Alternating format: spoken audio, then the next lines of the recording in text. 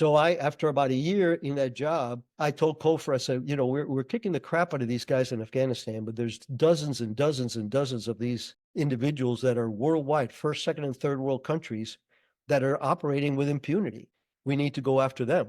So he said, look at me, he says, well, you're my chief of ops, fix it. So I came up with a program, which he kicked me out of the room when the first time when I told him that I wanted to run it. He says, great idea, but you ain't running it. Talked him out of it by the end of the day. And I put together a team of men and women between surveillance and intelligence gathering and tapping into the sources. We were making book on everything, find, fix, and finish on all these individuals that were out there supporting, the head of an organization, a terrorist or criminal organization is hard to get to, and you chop it off, it's a hydra. Two others are going to pop up.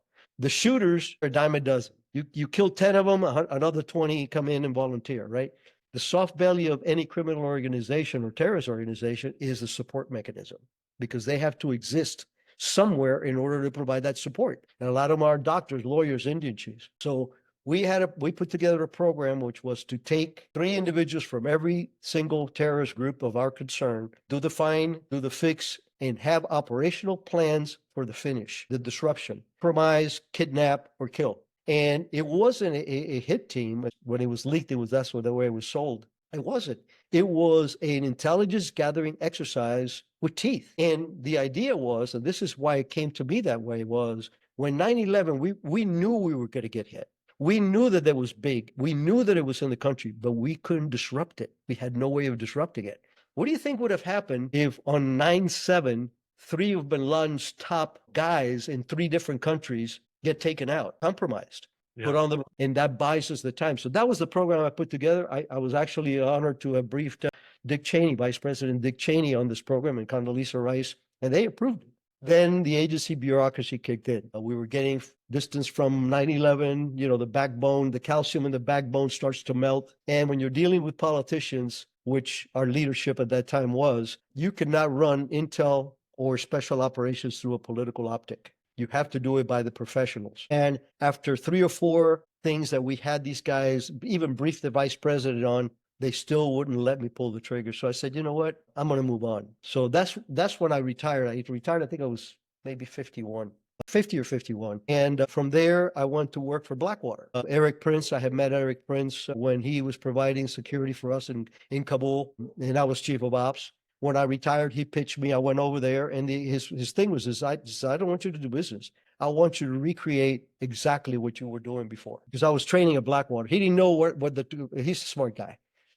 So he knew that he was up to something high-speed, low-drag ninja stuff, and that it was impactful. And so we started those programs in support of the agency and Special Operations Command. I did that for almost 8 years for him. Great job doing the same thing that I knew how to do. So I got 24 years of agency, and then another 8 on top of that of operating and leading my groups up there. Only now I was getting corporate money, which is kind of nice. So when Blackwater met his demise for political reasons. Again, this is one of the criminality of administrations that come in and try to throw the baby with the bathwater. Blackwater did not have a black eye anywhere. The amount of people that we have saved, not a single person that was our protectee ever got killed in Afghanistan or Iraq. So when that went away, and I ran these programs for myself for a couple of years, but still with Eric's support here and there, that came to an end also. When I taught us at Fort Bragg, Advanced Special Operations and Techniques is the name of the course. I played the chief of station, and I did that for 7 years.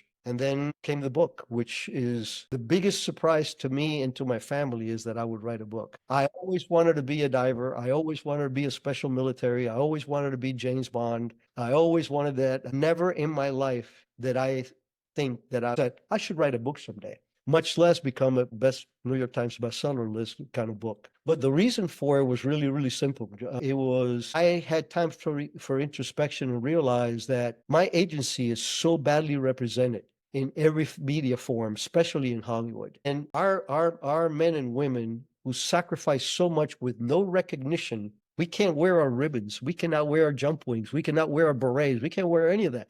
You're in a coat and tie with a badge that is the same whether you're a clerk or if you're the DCI in the place, you wear the same identical blue badge. And I felt a debt of honor again, like I did for my country because of what they did for me and my family out of Cuba. It was to create something that those fallen, the widow, could go to the kids and say, this is the kind of thing your dad or your mom really did during the war. Show what the agency is. You read the book. There's so many sexy stuff in there that are good for a movie, but they're real. But it's very, very different than how they're portrayed, especially the ethos, the dedication, and the character of my colleagues. I've lost colleagues. Mike Spann, and I mentioned Jennifer Matthews earlier, and dozens of others that some we send in harm's way. So that was the reason behind the book, trying to put something out there that it would educate the masses. The book has sold 100,000 units so far, so it's doing very, very well still. But that's my goal, to keep pumping that out, and I'm not doing anything else. I promote the book through podcasts, some things here and there, and I just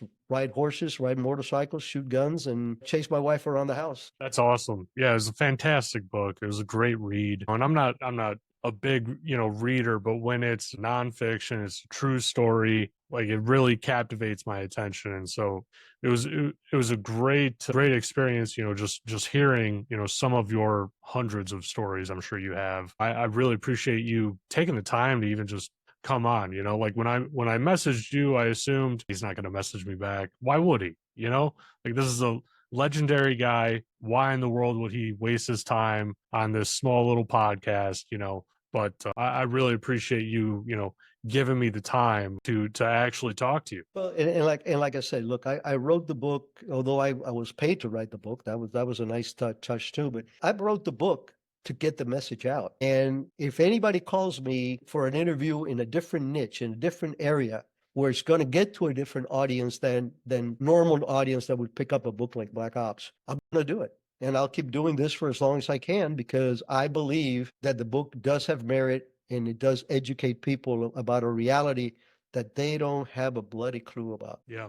Yeah, absolutely. Well, Rick, before I let you go, how about you tell my audience, where they could find you if they wanted to reach out, and I'll have a link to your book in the description of this episode. Website is www.ricprado.com, Rick without a K.com. That takes you, their bios are there, some pretty cool photographs.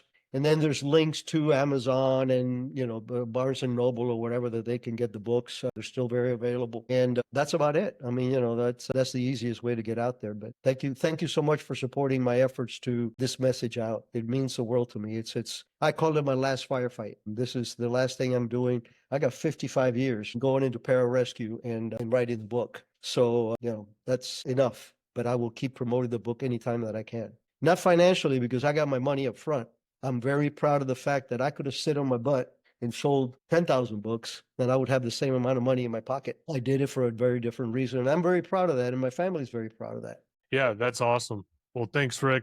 I really appreciate you coming on again, and I hope everyone watching this episode enjoyed it. Thanks, everyone.